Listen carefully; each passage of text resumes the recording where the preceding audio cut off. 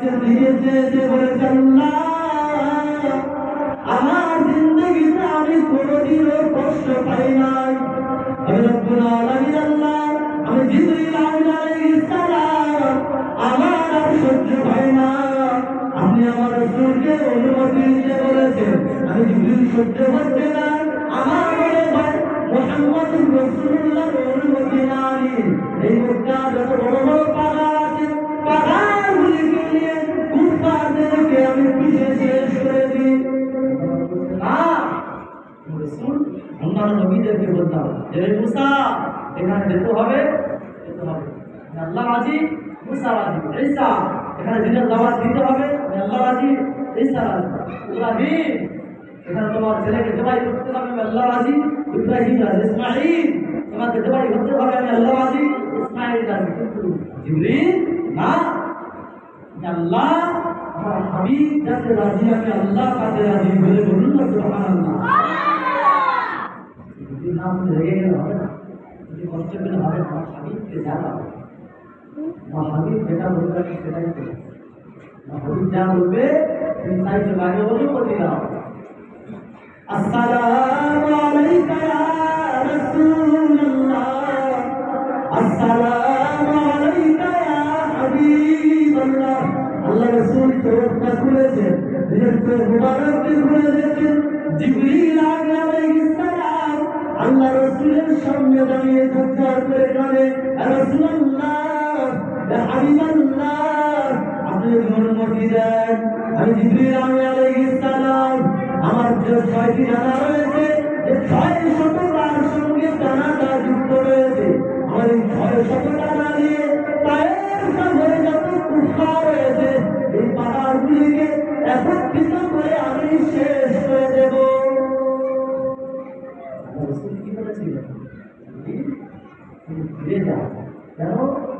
রাসূলুল্লাহ আমাকে যতই আঘাত দিবে, এদের রোগ বসে, এদের ফ্যামিলিতে আরো অনেক বাচ্চা আসবে, তাদের মধ্যে তো অনেক বাচ্চা আমাকে চিনবে, আমাকে চিনতে নবী বলে মানবে, আমাকে চিনবে।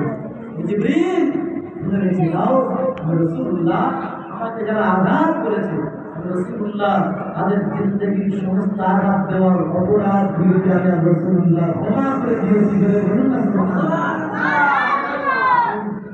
সকলে এই মদিনা শরীফ থেকে একবার ঘুরে আমরা সকলে প্রার্থনা আবেগ নিয়ে মহাব্বতের সাথে বলছেন আল্লাহুম্মা সাল্লি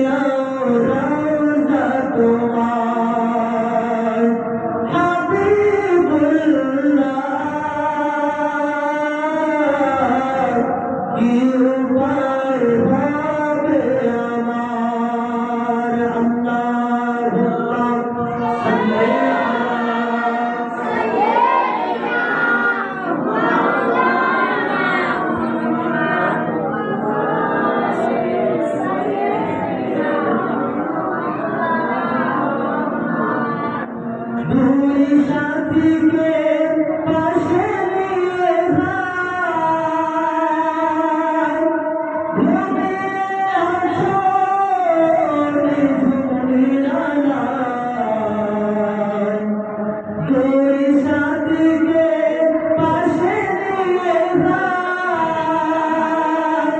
होते आछो निझुली आलाय छाड़ा दाओ रसूल अल्लाह तुम्हें कदे आशिक तुम्हार आजो शुए मदीनाय तुम्हें देखे लाओ रोज़ा तुम्हार रसूलुल्लाह की उपाय भावे आमार